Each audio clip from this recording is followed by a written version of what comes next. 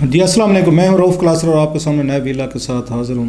पहले तो दोस्तों को कहना था जो नए आते हैं चैनल को हमारे दोस्त विज़िट करते हैं तो अगर चाहें तो चैनल को सब्सक्राइब कर सकते हैं। वैसे तो आज दो तीन बड़ी खबरें और भी थीं यहाँ पर इस्लामाबाद में, लेकिन मेरा ख्याल है डोमिनेंट नेशनल सीन पे या मीडिया पे जिसने डोमिनेट किया वो कराची के मेयर के इलेक्शंस हैं।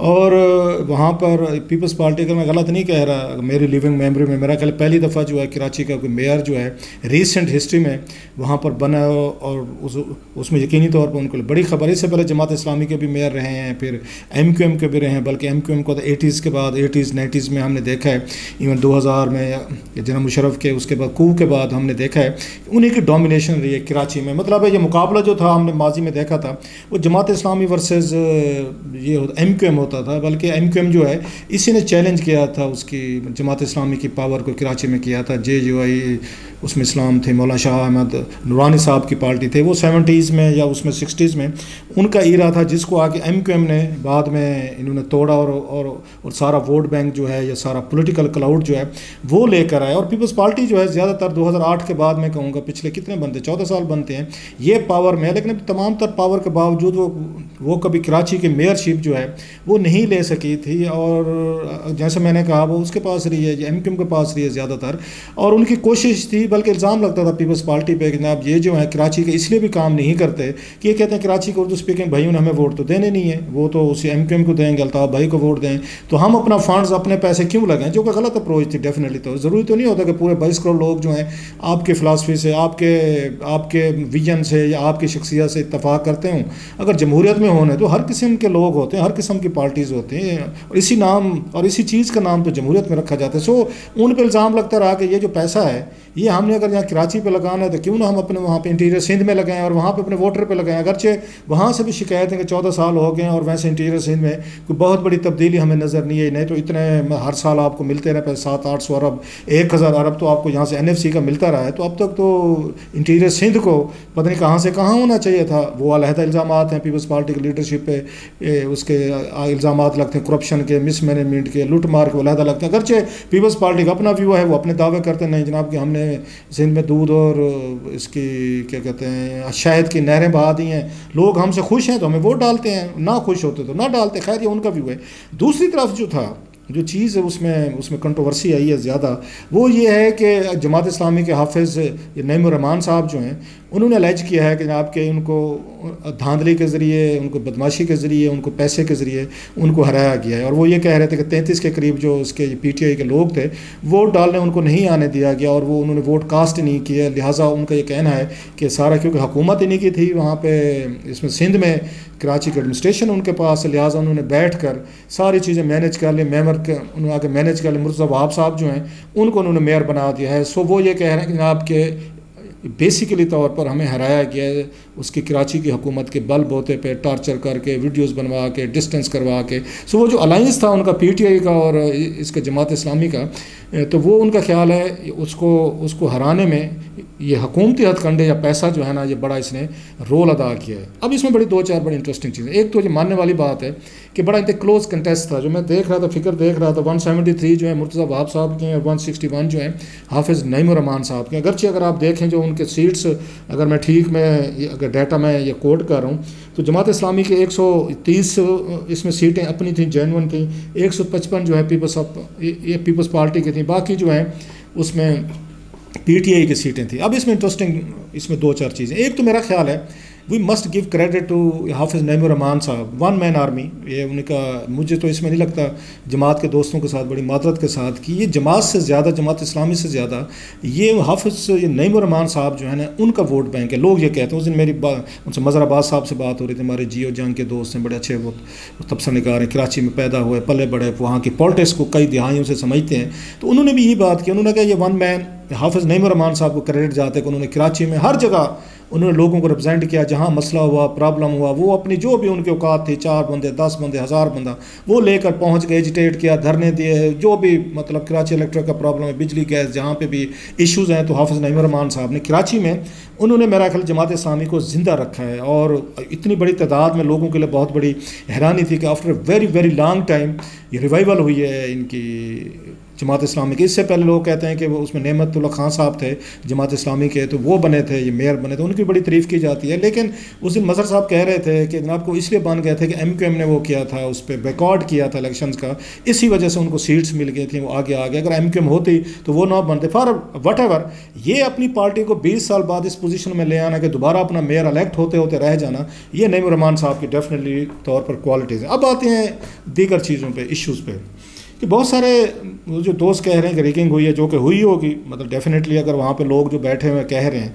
अब ऑप्शन क्या थे? 2-3 ऑप्शन थे।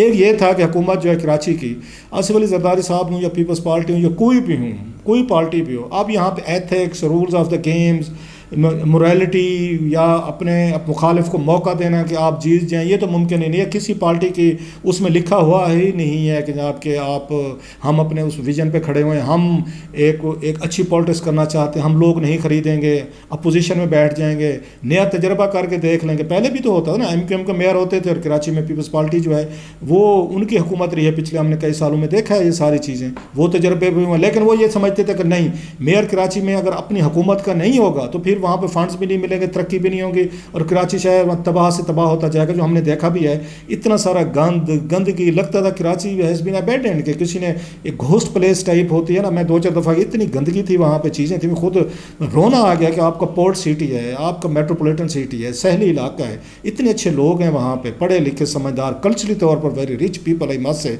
और उनके शहर के साथ यह असर करके रही से कसर हमारे या ट्राइबल एरिया से, हमारे सराइकी इलाकों से बहुत बड़ी तादाद में लोग जो हैं वो कराची माइग्रेट करके गए हैं, वहाँ तो KP से गए हैं, पख्तून एरिया से गए हैं, कश्मीर से गए हैं, हमारे सराइकी इलाकों से जैसे मुल्तान, बहावलपुर, उन इलाकों, हमारे इवन से लिया से गए। सो आबादी की जो पॉपुलेशन बढ़ी है तो उसने कराची के जो मल्टीप्लाई किए हैं, और कोई प्लानिंग नहीं थी, किसी जिसका जहाँ दिल चाहे झुग्गी डाल ली, किसी ने यहाँ पे अपना वो मकान डाल दिया, किसी ने गली डाल दी, नाली डाल दी। सो वो जो उस तरह बड़ा है अनप्लान्ड सिटी, कराची सबके हाथ से निकल गया, और कोई लगता नहीं था कि यहाँ पर मतलब मास व पॉश एरियाज के जहाँ पे अच्छे लोग अफोर्ड कर सकते थे। कराची का स्ट्रक्चर ही बदल गया, उसका कल्चर बदल गया, गुफ्तगू बदल गई, लोग बदल गए, वायलेंस हुआ, हज़ारों की तादाद में लोग मारे गए जो वहाँ पे ये फसादात हुए थे। आपने देखे थे कि कैसे उसमें डिफरेंट, उसमें लिंगुअल या एथनिक वहाँ फसादात हुए, उसमें सिंधी वर्सेस महाजर हुए, फिर पंजाबी, उस पश्तून, सराइकीज़ आपस में उनकी ग्रुपिंग हो गई, लड़ाई झगड़े जो हमने देखे 80s और 90s में देखे, इवन जनरल मुशर्रफ के दौर में हमने सारी चीज़ें होती देखी, बाद में भी कंटिन्यू किया। सो वो बहुत बड़ा कराची को वो लगा था, सेटबैक था। अब आपके पास क्या ऑप्शन थे? एक ये था कि हाई मारल ग्राउंड पे चली जाती, पीपल्स पार्टी चली जाती, जरदारी साहब चले जाते। वैसे आई एम सीकिंग मून, कहते हैं ना चांद मांग रहा हूँ खेलने को, ये कह के कि जरदारी साहब या पीपल्स पार्टी या बिलावल साहब जो हैं वो इस पे चले जाते। ठीक है जी, हमारी पूरे सिंध में हुकूमत है, हमें नहीं है, ठीक है जी, हाफिज़ साहब अगर आपको PTA के वोट मिलते हैं लें और बन जाए, मेयर बन जाए, कोई बात नहीं, हम अपोजिशन में बैठ जाएंगे, कराची की तरक्की करनी है ना, तो हमें क्या चाहिए वहाँ से? नहीं, तो वो तो चीज़ें रही ही नहीं है। मोरालिटी वाले तो इश्यूज ही खत्म हो गए पॉलिटिक्स में, बल्कि जो मोरालिटी की बात करें बेवकूफ़ लगता है। दूसरी साइड पर हम और भी देखते हैं, जमात इस्लामी और इनका अगर PTI का देखें तो इनका बैड ब्लड देखें। हालांकि पहली हुकूमत जो थी KP में तो उन्होंने इकट्ठे गुजारे थे। सिराजुल हक साहब जो हैं वो वज़ीर ख़जाना थे इनके, वहाँ पे परवेज़ खटक साहब के, फिर आपस में उनके डांग सोटा हुआ, फटे हुए, उन्होंने वहाँ पे छोड़ दी थी। छोड़ने का ये हुआ, जमात इस्लामी जो है इवन ये सिराजुल हक साहब जो हैं वो बहुत सारे सीरियस इल्ज़ामात लगाते रहे हैं, PTA पे भी लगाते रहे, जमात इस्लामी भी लगाती रही है इनका। बल्कि ये जमात इस्लामी तो हर्ट फील करती थी कि हमारा जो वोट बैंक था, हमारी लीडरशिप थी, 70-80% इमरान खान साहब ले गए हैं, PTI ले गए, हमारा वोट बैंक भी ले गई और हमारे लोग भी ले गए हैं। सो उन्हें शिकायत रही कि जनाब वो तो इमरान खान को अपना बड़ा राइवल समझते थे। PTI इसका जो वोटर था जमात इस्लामी का, वो नवाज़ लीग की तरफ भी नहीं गया, वो पीपल्स पार्टी की तरफ भी नहीं गया, वो इमरान खान की तरफ गया है। सो इनका जो राइवल, मेन राइवल था इस जमात इस्लामी का, वो इमरान खान साहब थे।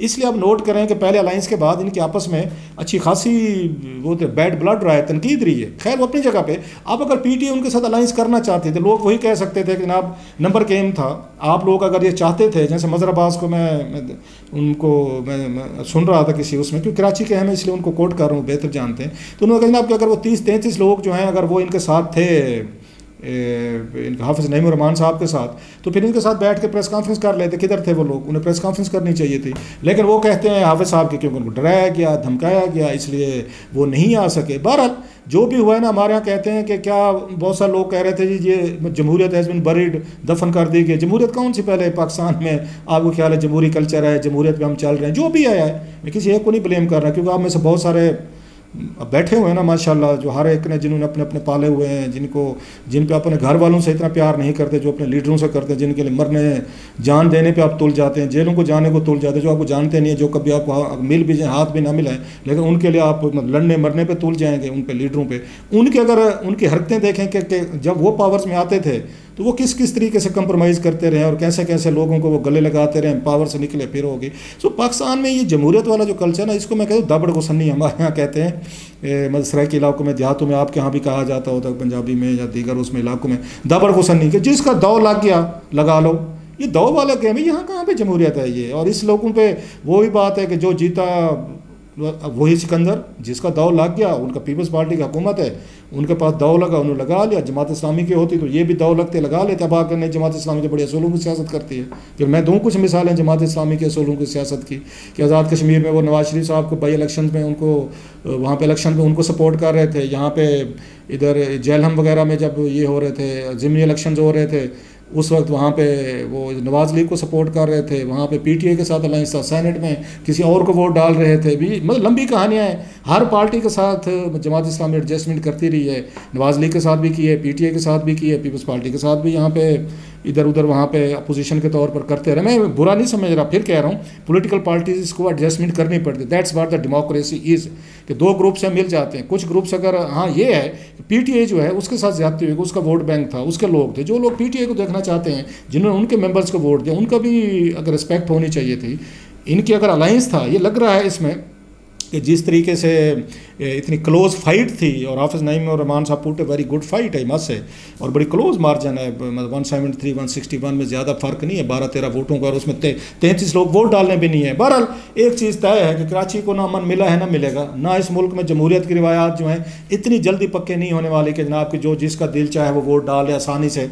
एक काम ये नहीं होने देंगे हमारे सियासतदान कि आप जाएँ जी कोई बात नहीं, जहाँ आपका दिल करता है वोट दे दें, कोई नहीं मेयर उनका बन जाएगा। बहरहाल having said all this, Murtaza Wahab के बारे में मेरा ख्याल है इससे हट के कि जिस तरीके से उनको जितवाया गया है और प्रोसेस को वो कहते हैं बिल्डोज करवाया गया है, वो अपनी जगह पे है, उसको कोई अप्रिशिएट नहीं करेगा। लेकिन मुर्तज़ा वहाब के हवाले से सारे लोग कहते हैं एक्टिव है, नौजवान है, काम करने वाला है। नज़र भी आता था हमें बहुत सारी अपने फेसबुक पे, अपने ट्विटर पे, इन काम करते हुए गलियों में, सड़कों पे। एक नौजवान क़यादत हमें चाहिए थी जो कराची के मामलात को देखे। जिस तरीके से हुआ, फिर मैं कहता हूँ कि मैं कभी कोई इसकी कोई जमहूरियत का जो चल रही है यहाँ पर, इसका कोई ये मेरे लिए कोई आइडियल भी नहीं रही और आइडियल कोई चीज़ होती भी नहीं है। हाफिज़ नईम रहमान के साथ ज्यादती हुई है। आई होप कि वो अपनी फ़ाइट जारी रखेंगे। कोई नहीं, पॉलिटिक्स एक डरबी रेस का घोड़ा होता है। जरदारी साहब और बाकी उनकी पार्टी जो है ना, वो अगर नेशनल लेवल पे उन्होंने कभी इन मामलात की केयर नहीं की तो आप समझते हैं कि वो वहाँ पे कराची के मेयर के इलेक्शन पे करेंगे। बहरहाल जो सबसे बड़ा अफसोसनाक इसमें एक और चीज़ है, एमक्यूएम गायब होगी। एमक्यूएम कहीं नज़र नहीं आती, डिबेट में भी नहीं है, किसी को पता भी नहीं है कि एमक्यूएम कहाँ की। डिबेट किसकी हो रही है? पीपल्स पार्टी और जमात इस्लामी की हो रही है, फिर पीटीआई की हो रही है। जो एमक्यूएम रूल करती थी कहीं पर डिसअपेयर होगी, कहाँ पर डिसअपेयर होगी अल्लाह जाने सर।